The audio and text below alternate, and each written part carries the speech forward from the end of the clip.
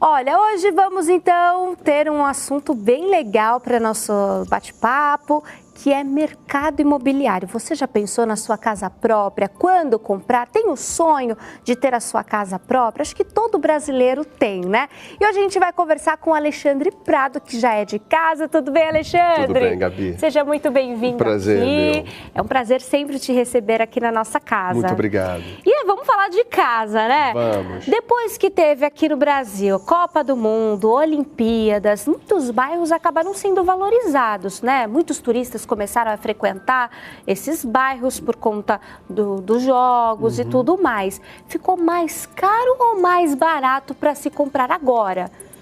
Olha, o mercado imobiliário no Rio de Janeiro, ele sofreu uma valorização muito grande nos últimos 10 anos. Olha só. Agora, nos últimos 3 anos, apesar de Copa e Olimpíada, a gente não pode deixar de levar em consideração a questão econômica do país, né? Então, se por um lado houve uma valorização, principalmente das regiões onde havia atividade relacionada especificamente à Olimpíada, que é o último evento, houve uma valorização, até em virtude da infraestrutura que foi criada para o evento. Agora, de novo, compensando um pouco esse investimento e essa valorização no mercado, tem a questão da crise econômica que a gente tem. Então faz com que efetivamente as pessoas, as famílias, tenham menos recursos para poder investir na compra da sua casa ou na compra de um imóvel para poder fazer investimento mesmo. E isso faz com que o mercado hoje, para quem quer comprar, é bom, porque valorizou, mas caiu um pouco. Agora, para quem quer vender, isso não é um bom momento. No Rio de Janeiro? No Rio de Janeiro especificamente. Especificamente. Então, se você quer comprar um imóvel aqui no Rio de Janeiro, o momento é agora. É um bom momento, porque a gente está falando que houve uma valorização, o mercado deu uma caída, ele desvalorizou um pouco. A gente está falando de 20% a 30%. Certo. Então, para comprar, tá bom. Até porque, na contrapartida, há pessoas que têm patrimônio em imóveis e está precisando se desfazer desses imóveis para poder arcar com outros gastos, né? Então, na medida em que precisam vender, vendem um pouco mais baixo. Então, o mercado não tá bom para quem precisa vender. Entendi. Será que, eu não sei se é uma impressão minha, mas acho que nunca se viu tanta plaquinha de vende-se e aluga. É verdade. Pela cidade, né? Tem muito mesmo, né? E a gente tem algumas estatísticas que mostram exatamente que tem muita gente se desfazendo dos seus imóveis porque não é que não gostariam de ter, mas não tem condição de arcar com os gastos, manter, né? Então, quem mora num apartamento tem IPTU, tem condomínio, eventualmente aluguel, né?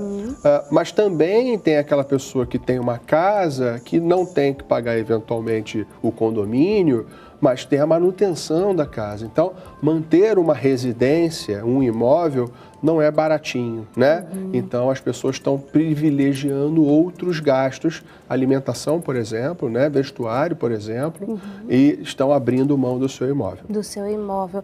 E é uma coisa que eu até queria trazer aqui para a nossa roda de discussão, é realmente isso, casa e apartamento. Seria, como você falou, que agora seria bom para comprar, mas seria bom comprar para você morar, né? Agora, para manter, tem que ter uma estrutura, né? Para manter esse imóvel. A aquisição de um imóvel tem que ser pensado. Você deve entender, aquele que deseja investir no imóvel, ele deve entender qual a finalidade. Se a pessoa, por exemplo, ela vai adquirir a casa ou o apartamento, qualquer que seja, para a sua moradia. Que bom, é a realização de um sonho muitas vezes, né?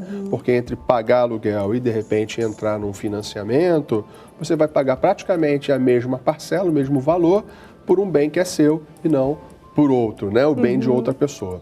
Agora, tem o lado também de se investir, de se comprar um imóvel para investimento, para oferir renda no futuro, né? Então, a pessoa deve ter a estrutura clara no sentido de vou arcar com a compra de um imóvel, vou ter gastos, eventualmente, e vou, por exemplo, alugar? Muito bem. Mas e se não tiver a locação. Se o imóvel estiver vazio, então ele vai continuar tendo que arcar, que foi o que aconteceu nos últimos 2 anos, especificamente no Rio de Janeiro, com a questão da locação. Os valores de locação foram caindo muito e a gente vê muito isso. Sim. Você levantou bem isso, porque a gente olha no mercado, tem muitos imóveis, mas muitos imóveis, sejam comerciais, sejam residenciais, sendo alugados com a plaquinha de aluga-se, né?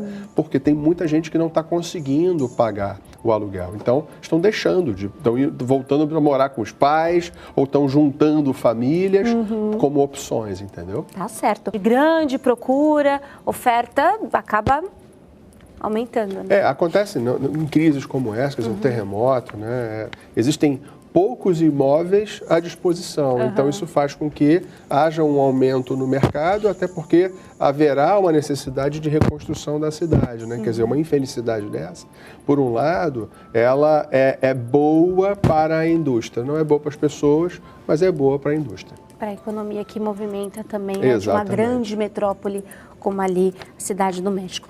Então vamos voltar a falar sobre os estados mais caros aqui do Brasil para comprar imóvel. Quais são? Quando a gente fala de estados, a gente tem sempre que separar a região metropolitana das demais cidades. Então, por exemplo, nas regiões metropolitanas do estado do Rio, que é uma das mais caras do mundo, então Rio de Janeiro, São Paulo, Brasília, Campinas. Então, são as cidades e regiões metropolitanas mais caras para se comprar, para se adquirir um imóvel. Seja para moradia, seja para comercialização ou para investimento, qualquer que seja a atividade. Porque o mercado ele tem um valor mais alto mesmo. Então, quando a gente sai das principais cidades, Rio, São Paulo, Belo Horizonte, Campinas, a gente começa a descer um pouco para o sul. Então, a gente está falando da região de Porto Alegre, Rio Grande do Sul, a gente está falando de Curitiba, de Florianópolis. Depois, no final, é que a gente sobe para o Nordeste, Centro, mas normalmente Sudeste e Sul são as regiões mais caras. Tá certo. No Nordeste, uma casa grande de 400 metros vai sair aproximadamente quanto? Uma casa dessa que você, numa boa região, numa boa praia, vamos dizer assim, você paga um aluguel de R$3.000, R$3.500, uma excelente casa. Você paga 400, 300, 500 mil reais numa casa extraordinária. Então, assim, são mercados muito diferentes e em capitais do Nordeste. Diferente aqui do Rio de Janeiro, né? Que são milhões ali na Barra, por exemplo. Exatamente. Uma casa com as mesmas proporções, você vai pagar dezenas de milhões, talvez, né? É fácil não, meu povo. E quais são as melhores formas de fazer o parcelamento de imóveis? Porque existem bancos, né? Eu vou citar, como a Caixa, por exemplo, agora está dando 50% do financiamento. Você já tem que ter um dinheiro, né, para poder comprar a sua casa. E depois ele aumenta para 90%, 80%. Não dá para você também ficar confiando muito nessa oscilação, né, do banco, por exemplo. O financiamento imobiliário, na verdade, ele tem uma série de possibilidades. Uma das possibilidades é utilizando recursos do Fundo de Garantia, do FGTS, né? Que, em virtude de ser um fundo, de ter um determinado volume de recursos, periodicamente ele muda. O gestor do fundo, e a Caixa Econômica participa desse processo, disponibiliza. Às vezes não tem dinheiro. Então, algumas vezes a gente escuta notícias dizendo, olha, nesse momento a Caixa Econômica não está liberando recursos para financiamento de recursos oriundos do Fundo de Garantia. Nesse momento está em 50%, há pouco tempo era 80%, 90%, então daqui a pouco pode ser que volte para 80%, 90%, mas é muito importante que a pessoa que queira adquirir, ela tenha uma percepção muito clara dos seus gastos, dos seus recursos, quanto ela ganha e quanto que ela pode dispor. Porque existe sim o Fundo de Garantia, normalmente originado via Caixa Econômica, mas tem financiamentos que todos os outros bancos costumam fazer. O Banco do Brasil e os demais bancos privados também fazem. A questão é a taxa, né? A taxa de juros que vai ser inserida nesse financiamento e que acaba sendo afetada para mais, né? Agora, a pessoa que vai entrar no financiamento, ela deve ter claro quanto que ela ganha e quanto que ela pode dispor. A recomendação técnica é que não ultrapasse 25% da sua renda. Isso é uma dica muito importante, porque ao longo do financiamento, a gente pode falar de 15, 20 anos, 25, 30, 35 anos muitas vezes, os valores eles podem nem variar tanto, mas será que a pessoa tem uma percepção tão clara da sua vida nos próximos 20, 30 anos? Será que ela vai poder continuar a honrar aquele financiamento? Porque normalmente no financiamento o imóvel é dado como garantia. Então, eventualmente, se a pessoa não honrar os seus compromissos, ela perde o imóvel. O imóvel vai a leilão, ele é retomado por quem financiou. Então, é importante que a pessoa dê um passo muito pensado, planejado, estruturado, para que realmente a conquista da casa própria, quando é o caso, seja realmente uma conquista naquele momento que se perdure, que não seja só naquele momento e depois ela tem que devolver. Tá certo. Seria mais em conta, o que seria mais em conta? Vamos perguntar assim, comprar o imóvel pronto, esses que já estão, foram usados e tudo mais, ou comprar direto na planta? Porque a gente ouve também muita história de algumas empreiteiras que acabaram falindo e não entregam no prazo, ou nem entregam o apartamento da pessoa, né? É verdade. Na verdade, tem dois aspectos que você, na sua pergunta. A primeira é a garantia que a pessoa tem que ter e o cuidado que ela tem que ter, da mesma forma que ela vai ter um cuidado com a sua renda, de onde ela está comprando, né? Então, ela deve pesquisar no mercado se aquela construtora, aquela incorporadora tem condições financeiras de arcar com a entrega daquele imóvel que ela está adquirindo, na planta, por exemplo. No entanto, há imóveis novos que já estão prontos que podem ser entregues. Muito bem. A outra questão é imóveis usados. Tem vantagens e desvantagens nesses dois perfis de imóveis. No imóvel usado, o valor pode ser mais baixo, muitas vezes. Acontece que ele já está usado.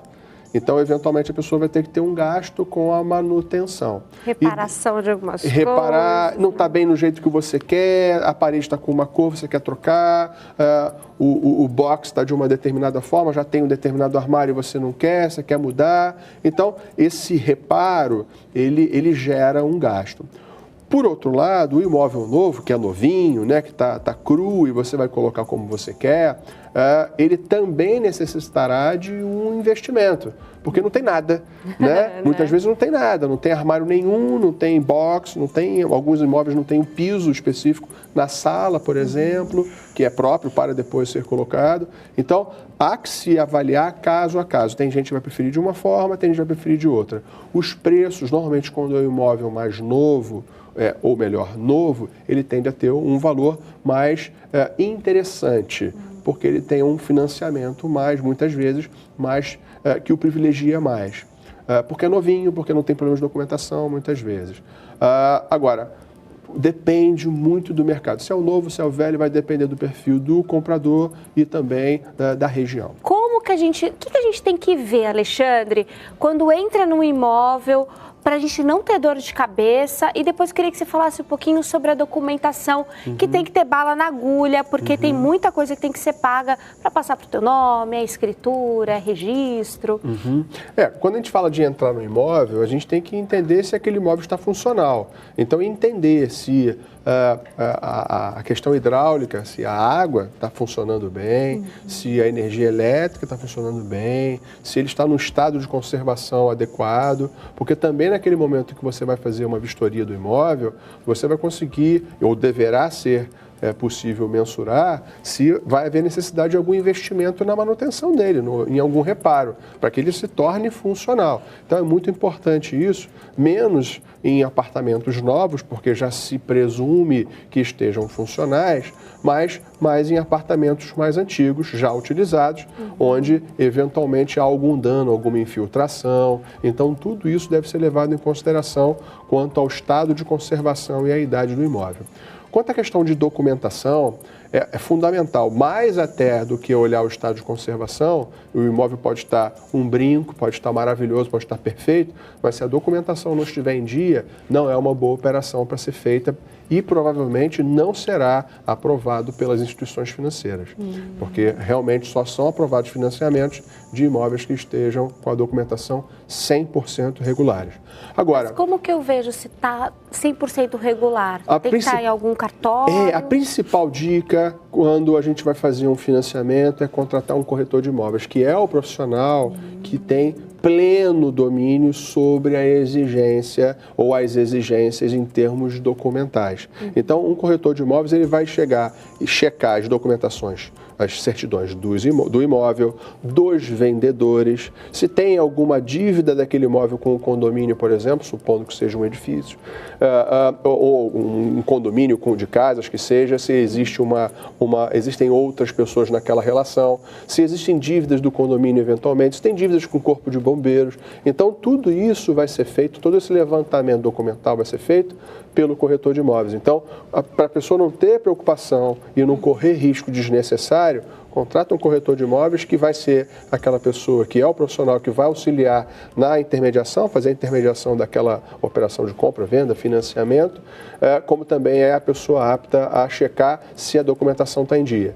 E é interessante que, além de checar o estado de conservação do imóvel, a funcionalidade dele e checar a documentação, até visando um financiamento, que seja verificado também se a pessoa vai ter capacidade de arcar com os demais custos. Porque quando nós falávamos anteriormente de reservar no máximo 25%, no máximo 30% da renda para arcar com financiamento, porque na verdade a pessoa terá gastos adicionais naquela operação de aquisição. Então, por exemplo, a gente está falando de um imposto de transmissão, o ITBI, a gente está falando de escritura, a gente está falando de uma série de gastos que podem variar ali na soma, no total, isso falando em termos de Brasil, de 4% a 6%.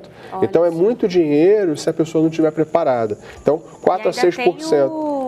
O que você vai pagar para o corretor, né? Ah, sim, a taxa de corretagem, os honorários do corretor, que quem vai te dar a garantia daquela operação está saindo bem feita, né, com segurança, dentro da lei. Então, a gente está falando de uma operação de até 10%.